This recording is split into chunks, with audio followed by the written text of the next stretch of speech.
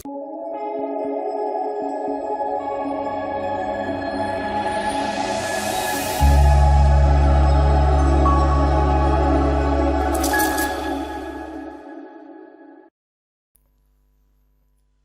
اللہ الرحمن الرحیم۔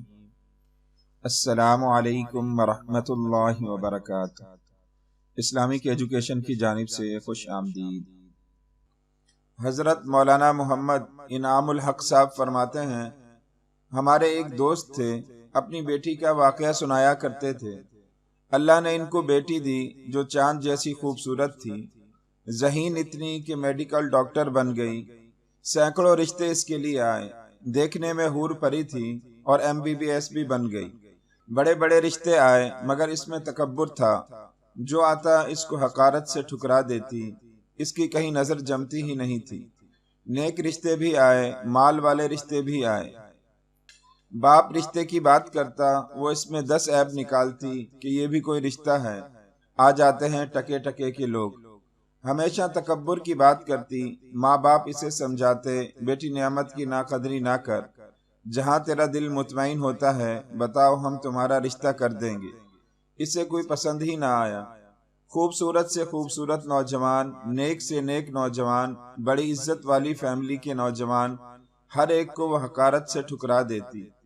وہ خود کہتے تھے میری بیٹی پر اللہ کی پکڑ آ گئی۔ اللہ کی پکڑ کیسی آئی کہ ایک مرتبہ اس نے کوئی آپریشن کیا تو اس آپریشن تھیٹر میں پتہ نہیں کیا ہوا کہ اس کے ہاتھ کی انگلیوں کی جلد مردہ ہونی شروع ہو گئی۔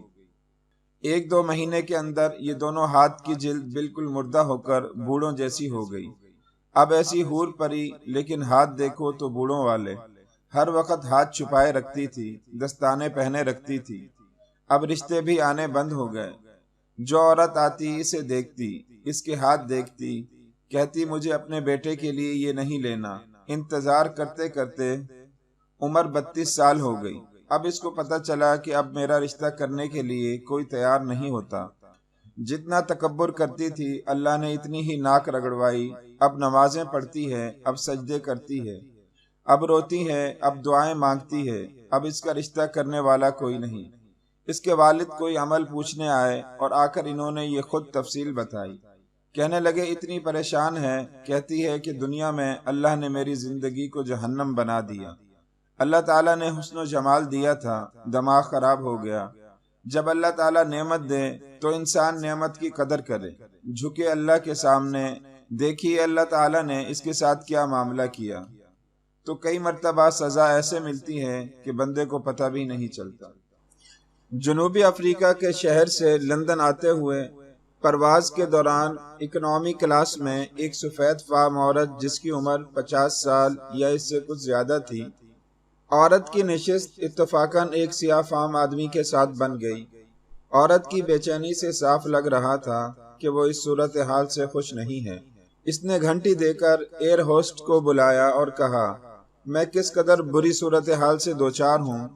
تم لوگوں نے مجھے ایک سیاہ فام کے پہلو میں بٹھا دیا ہے۔ میں اس بات سے بالکل خوش نہیں ہوں کہ ایسے گندے شخص کے ساتھ سفر کروں۔ تم لوگ میرے لیے متبادل سیٹ کا بندوبست کرو۔ ایئر ہوسٹ جو کہ ایک عرب ملک سے تعلق رکھنے والی تھی، اس نے اس عورت سے کہا محترمہ آپ تسلی رکھیں، ویسے تو جہاز مکمل طور پر بھرا ہوا ہے، لیکن میں جلد ہی کوشش کرتی ہوں کہ کہیں کوئی ایک خالی کرسی تلاش کروں۔ ایئر ہوسٹ گئی اور کچھ ہی لمحات کے بعد لوٹی تو اس عورت سے کہا محترمہ جس طرح کہ میں نے آپ کو بتایا تھا کہ جہاز تو مکمل طور پر بھرا ہوا ہے اور اکنامی کلاس میں ایک بھی کرسی خالی نہیں ہے۔ میں نے کیپٹن کو صورتحال سے آگاہ کیا تو اس نے بزنس کلاس کو بھی چیک کیا مگر وہاں پر بھی کوئی سیٹ خالی نہیں تھی۔ اتفاق سے ہمارے پاس فرسٹ کلاس میں ایک سیٹ خالی ہے۔ اس سے پہلے کہ وہ سفید فام عورت کچھ کہتی، ایئر ہوسٹ نے اپنی بات کو مکمل کرتے ہوئے کہا ہماری کمپنی ویسے تو کسی اکنامی کلاس کے مسافر کو فرسٹ کلاس میں نہیں بٹھاتی، لیکن اس خصوصی صورتحال میں کیپٹن نے فیصلہ کیا ہے کہ کوئی شخص ایسے گندے شخص کے ساتھ بیٹھ کر اپنا سفر ہرگز طے نہ کرے۔ لہٰذا ایئر ہوسٹ نے اپنا رخ سیاہ فام کی طرف کرتے ہوئے کہا جناب محترم کیا آپ اپنا دستی سامان اٹھا کر میرے ساتھ تشریف لائیں گے؟ ہم نے آپ کے لیے فرسٹ کلاس میں متبادل سیٹ کا انتظام کیا ہے۔ آس پاس کے مسافر جو اس صورتحال کو بغور دیکھ رہے تھے، ایسے فیصلے کی امید نہیں کر رہے تھے۔ لوگوں نے کھڑے ہو کر پرجوش انداز سے تالیاں بجا کر اس فعل کو سراہا، جو کہ ایک سفید فام عورت کے منہ پر ایک قسم کا تھپڑ تھا۔ بنی آدم جس کی پیدائش نطفے سے ہوئی، جس کی اصلیت مٹی ہے، جس کے اعلیٰ ترین لباس ایک کیڑے سے بنتے ہیں، جس کا لذیذ ترین کھانا ایک شہد کی مکھی کے لعاب سے بنتا ہے، جس کا ٹھکانہ ایک وحشت ناک قبر ہے، اور ایسا تکبر اور ایسی بڑائی۔ تکبر کبیرہ گناہ ہے، اس سے بچنے کی سخت تاکید کی گئی ہے۔ تکبر اللہ کی صفت ہے، انسان تو کمزور پیدا کیا گیا ہے، اسے بڑا بول بولنا زیب نہیں دیتا۔ آدمی کو اگر کوئی خوبی ملی ہے تو وہ رب کائنات کی عطا کردہ ہے، اس پر بھی وہ تکبر کرتا ہے تو وہ اتنا بڑا مجرم ہے کہ اس کی یہ صفت اس کو جنت میں جانے سے روک دے گی۔ دعا ہے کہ اللہ رب العزت غرور و تکبر سے حفاظت فرمائے، آمین۔